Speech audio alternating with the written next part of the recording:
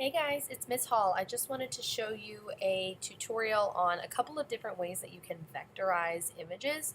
You can use this technique in a lot of different applications. You could use it for a drawing that you've made, a photo of an object, a portrait of a face, really anything that you need to accomplish what you're working on. We just want to take a pixelized image, so one that is made up of pixels, and turn it into a vectorized one. So that way it is able to be manipulated and stretched without compromising the quality of the photo. So let's go ahead and get started. So I've got my 8x10 document right here. Again, it doesn't matter what size yours is, that's just mine. And I'm just going to place in the photo that I chose to use. So in this case, I have this one of Drake. So what we want to do is we want to, first of all, clip away this extra stuff that we don't need because it's only going to take away from the photo. And if you notice, this photo is pixelized and it looks really grainy and is not very high quality. So this is going to solve that problem. So first, let's cut all this stuff away. And to do that, we'll need a clipping mask. So what I'm going to do is get my rectangle tool, and you'll notice that down here there is no fill on any of these because that's exactly what I want. I'm going to go ahead and click and drag a rectangle the size of my document, and then what I'm going to do is get my selection tool, hold down Shift so that we can select more than one thing at once, and click on the picture. So now you'll see that both things are highlighted. This is exactly what we want. So what I'm going to do from here is go up to Object, Clipping Mask, and Make, and that will then get rid of all that extra space that I don't need. So let's talk about how we're going to vectorize this. The first method we're going to talk about is the paintbrush method, and this is sort of the most direct method, and it will allow you to create basically an illustration of what you're looking at. So to do that, I'm going to get my paintbrush tool, which is right over here. And this gray space, we can sort of just think about it as like scrap paper, and you can use this to just test out your brushes and see what you'd like. So right now, this is the brush that I have. My stroke is at 1 point, which, looking at the detail of my drawing or my photograph, this is probably a little bit too thick. Right here is where I chose the color. I chose fuchsia, so it would be something that I could easily see. But you can always go back and change the color later, and I'll show you that when we get there. Here you can change the style of the brush. There's like lots of different ones. And then here you can change the sort of texture of the brush. So basic is totally fine. If you want to have more of like a sort of watercolory look, that's an option for you too. All of these sort of do their own thing. This one gives you more of like a beveled edge. This one is sort of just plain and simple, which is always nice, right? So we're going to start with this plain and simple one, and we're going to lower the stroke width to 0.25 because that's nice and thin. You'll notice that that's not as far as we can go. We can actually lower this as far as we want. So if I wanted to make this 0.01, I could do that. See how thin that is? So it's nice to know your options. So what I'm going to do is, with this paintbrush on the stroke that I like, I'm going to then zoom in and start tracing over his face. And his face is a little bit pixelated, but that's all right because we're going to go in and clear it up. So what I'm going to do is I'm going to click and drag my brush, and through the magic of Illustrator, it will go through and sort of smooth itself out. And I'm going to continue to just click my way around. If you mess up on any particular point, don't panic about it. You can always go back and fix it later. Right now, you're just sort of getting a rough outline. Let's see, does this line up? I had done one earlier that I thought would maybe save us a little bit of time. So let's see, does it line up? Yeah, it does a little bit, but it's not quite. So what if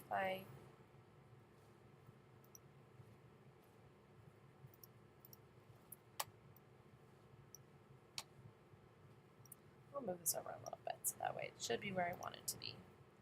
There we go, that just about lines up. So what I'm doing here is I went through and I just, to save you guys a little bit of time, I already went through and I highlighted a lot of the different parts of his face.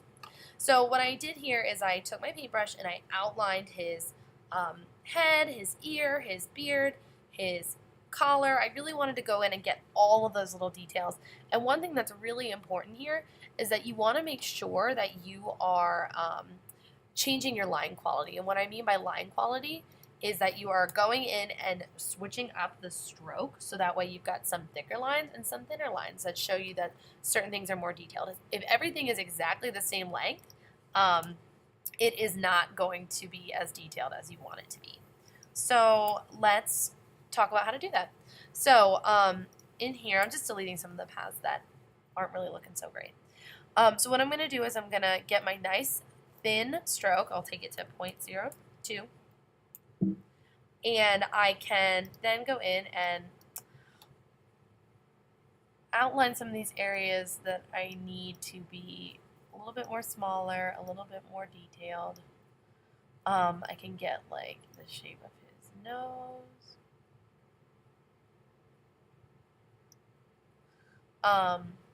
Maybe like sort of these like smaller details in his ears. And again, if any of them don't turn out exactly how you wanted them to, not a big deal. You can always go back in and fix it later. Okay, so this looks probably about how I want it to. What I'm going to do now is I'm going to go get my selection tool, click on the actual picture, and hit delete. And then what I'm left with is just my drawing. And when I go in through here, I can see there are a couple of things that I might want to fix. Like I think I want to add a little more information to his beard. Notice that I'm always checking over on the side first before I just go ahead and click on anything, because I want to make sure that that I have the correct stroke. So I want to add a little bit more information to the beard, so that way we know that that's there and that's his facial hair. And to his hairline, very important. But for the most part, I feel okay about how this looks. Now I'm going to go in and sort of smooth out some of these lines. So when you zoom in, you see certain things that sort of didn't line up exactly how you wanted them to. This is how you sort of fix that. So I'll get my white selection tool, which then allows me to change particular parts of my path. So then if I click on that, you got these little handles that come up and your anchor points that you can move around and put where you want. And you can really just line things up the way that makes it look as smooth as possible. If you've got anchor points that don't totally connect, you can move them over. Totally up to you. Oops. Or move it back.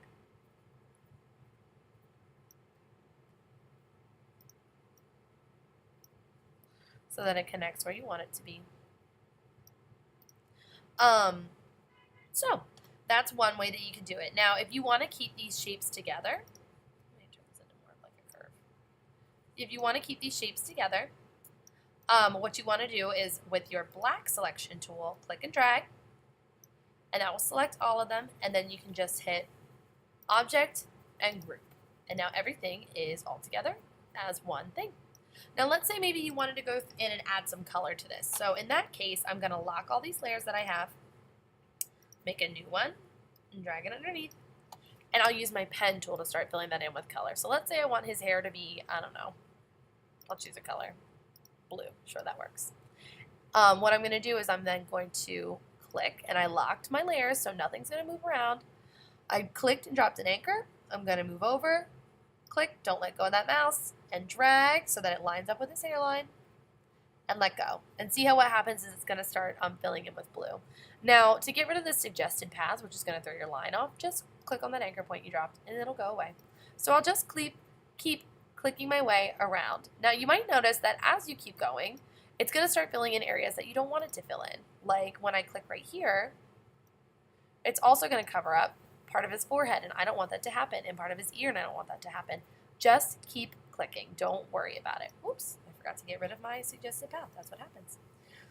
So just keep clicking your way around, and I promise that if you keep doing that, what you want to happen will happen. Oops, there I am. Not deleting the anchor point.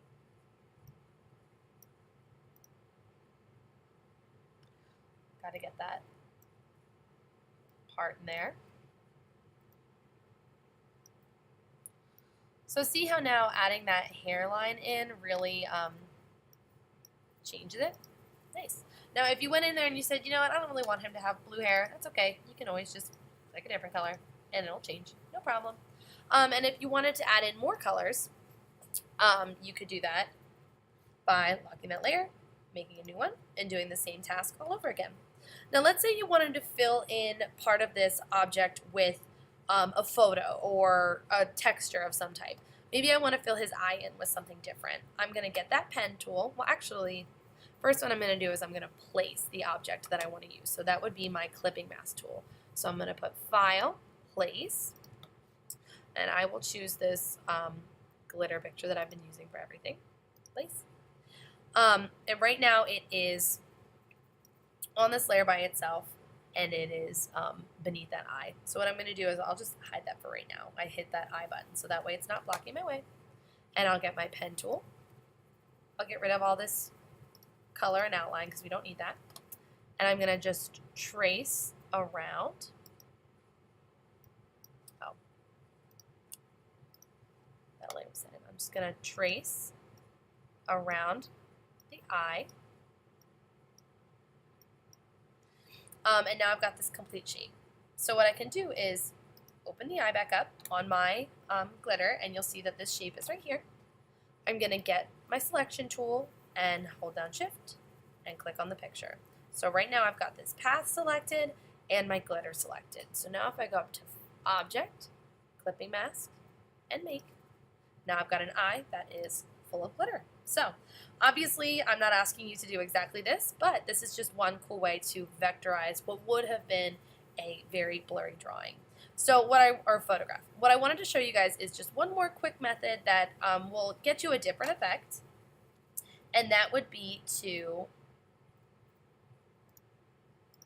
vectorize it by using image tracing. So I've got my drawn one right here. Over here I'm going to click File, Place, and I'll put the same picture of Drake back in. But now we're just going to talk about a different way that we can accomplish what we want.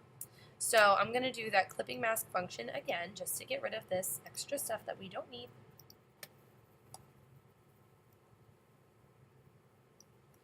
Hold down Shift, Object, Clipping Mask, and Make. And now with this photograph, what's going to happen is when I click on it, what should happen, but apparently isn't happening right now, which is a little confusing, might be because it's not on its own layer. So let's try that. This stuff happens all the time. And sometimes you just sort of have to go in and try and figure out what's up. Yep, that's what happened. So I've got my picture right now. I'll hold off on the clipping mask. And you'll notice that up here it says image trace. And if you click on this little triangle, you've got all of these different options of how you can trace this image. They all will sort of do different things, so you can always feel free to click your way up and down the list and see what happens. I'm going to choose, let's try 16 colors and how that works. So what that's going to do is it's going to flatten this image into just 16 colors, the 16 most prominent colors. Okay, so that flattened it like that, which already kind of gives it like kind of a cool graphic look. Now if you hit expand, what will happen is all of these particular points will turn into their own shapes. So if you wanted to go in and change the color of something, you could totally do that. If you wanted to move some things around, you could totally do that. I'm going to hit Command Z because that's how you back up if you don't want to leave it how you have it. And let's try a different one. Let's try low fidelity photo because that's what this is. This is a low quality photo. Okay, so it did something sort of similar, but now we know. I'll back it up. What about if we did 3 colors? I wonder what that would look like. Who knows? Whoa, that's kind of cool. So now let's say I'm going to hit expand. And let's say I wanted these dark colors to be red. Or let's say maybe I want to get rid of this background space, right? This purple space. You should be able to just use your white selection tool, click on it and hit delete, and that went away. So that's kind of a cool function. You also can click on these particular colors. So let's say I don't want it to be purple. Maybe I want it to be orange, right? And then maybe I want this one to be orange as well. Maybe I'll make it a darker orange so that it's clear that it stands out. You might have to go through, obviously, and choose those particular things. But this is just a really cool way to go in and like edit a photograph to make it more unique to you and to also vectorize it so it's no longer blurry. So here are 2 ways that you can vectorize one low-quality image. Hope that helps.